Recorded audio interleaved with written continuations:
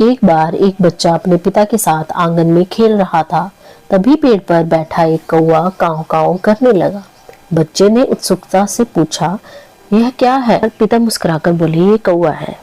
बेटा बार बार पूछता रहा। पिता शांत भाव से कौवा कौवा कहते रहे।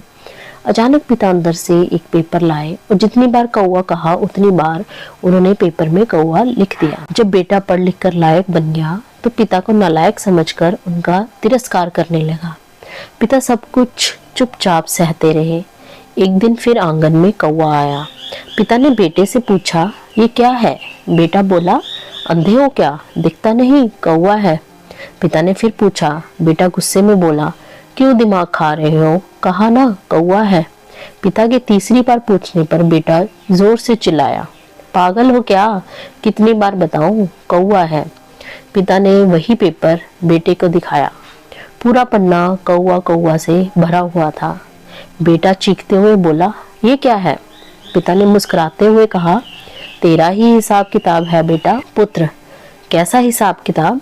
पिता ने बताया, बचपन में इसी पेड़ पर बैठे कौवे को मैंने इतनी बार तुझे बताया था। तू मेरे केवल 3 बार पूछने पर आक्रोश दिखाने लगा। यह तो केवल एक शब्द है।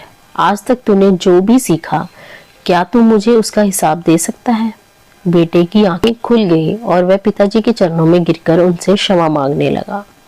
हमें भी अपनी आंखें खोलनी चाहिए और कृतज्ञता को अपने जीवन का आदर्श बनाते हुए आगे बढ़ना चाहिए। इसी में हमारे जीवन की उन्नति है।